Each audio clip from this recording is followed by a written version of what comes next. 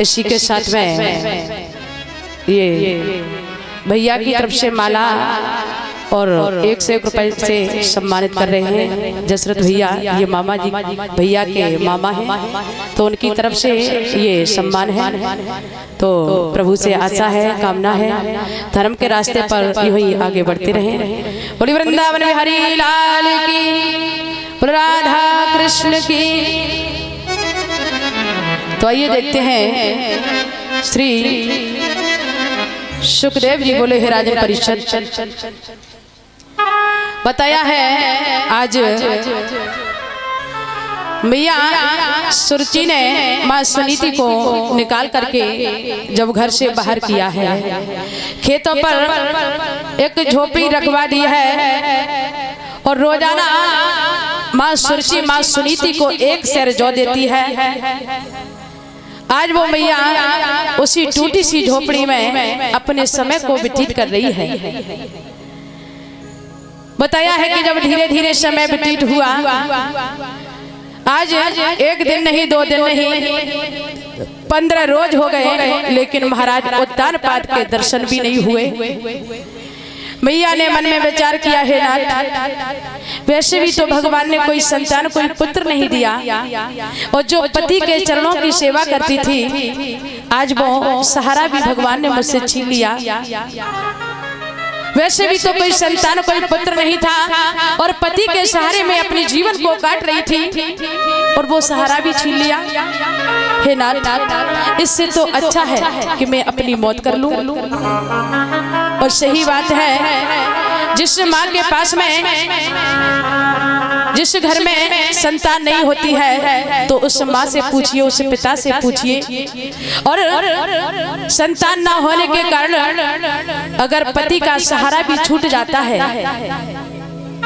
तो उन माताओं से पूछिए कि लोग इस संसार में इस दुनिया में रहना बड़ा मुश्किल कर देते हैं। तो आज मैया को बड़ा दुख है, बड़ी परेशान है, सोचती है भगवान पता नहीं हमने ऐसे कौन से कर्म किए, कौन से बड़े बड़े पाप किए हैं जिससे भगवान ने एक संतान एक पुत्र नहीं दिया और एक पति का सहारा था वो सहारा भी छीन लिया।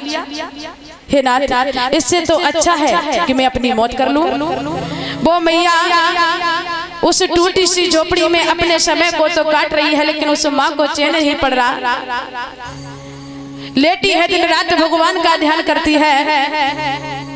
रात्रि के 12 बजे मैया अपनी झोपड़ी से बाहर निकली और सोचती जा रही है नाथ, अपने पति के चरणों की वंदना करती जा रही है, पति की याद करती जा रही है और सोचती जा रही है हे स्वामी, मैंने आज तक तुम्हारे बगैर पूछे कोई कार्य नहीं किया है और आज मैं बहुत बड़ा कदम उठाने जा रही हूँ। हे नाथ, यदि हो सके तो मुझे क्षमा करना।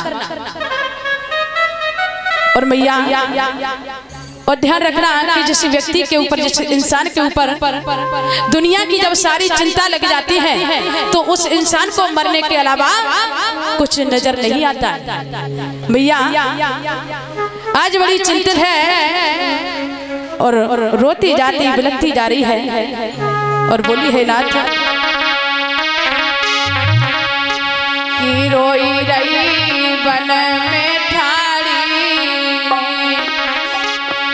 रोई रही बन में ठाड़ी और करी करी सजन अपने की याद के मैया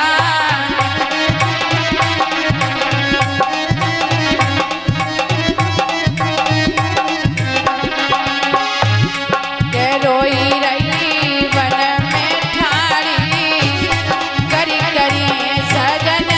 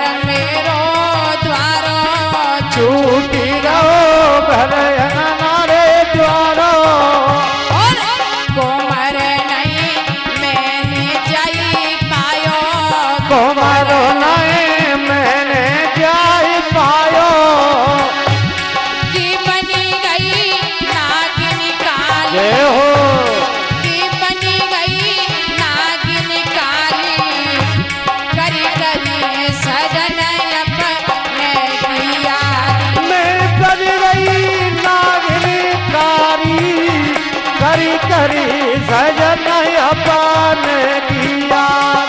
रोई रही बन में ठाड़ी हो करी करी सजन अपने की याद। रोई रही बन में ठाड़ी करी करी सजन अपने की याद। रोई रही बन में ठाड़ी हो करी करी सजन अपने की याद। रोई रही बन में ठाड़ी करी करी सजन अपने की याद। आज मैया झोपड़ी से बाहर निकली और जंगल में पहुंची है। तो उस मैया ने देखा एक कुआं है। मैया सुनीति ने मन में विचार किया कि इसी कुएं में गिर के मैं अपनी जान दे दूंगी, लेकिन घर वापस नहीं जाऊंगी। मैया ने देखा है उस कुएं को, उसी कुएं के पास में खड़ी हुई अपने पैर को आगे बढ़ाया और जैसे ही पैर को आगे बढ़ाया है तो प्रभु ने संत रूप धारण किया और झट से सुनीति की कलाई पकड़ ली। ठहर जाइए बेटी, अरे आपको पता होना चाहिए कि आत्महत्या करना ये सबसे बड़ा पाप होता है। सुनीति मैया की आंखों में आंसू आ गए, कहने लगी महाराज मानते हैं कि आत्महत्या करना सबसे बड़ा पाप है, लेकिन हे नाथ मैंने ये भी सुना है कि जिसके जीवन में कोई संतान कोई पुत्र पैदा नहीं होता है वो नरक का भागी होता है। संत भगवान समझ गए बेटी, इसका मतलब तुम्हारे जीवन में कोई संतान कोई पुत्र पैदा नहीं हुआ और तुम एक संतान के लिए अपने प्राण देने जा रही हो। चिंता मत करो, मैं आपको वचन देता हूँ कि 9 मास के बाद में आपके गर्भ से बड़ा सुंदर बालक पैदा होगा। आप चिंता मत करो। मैया सुनीति पूछने लगी महाराज, मुस्कुराने लगी, अरे अब तो हमारी उम्र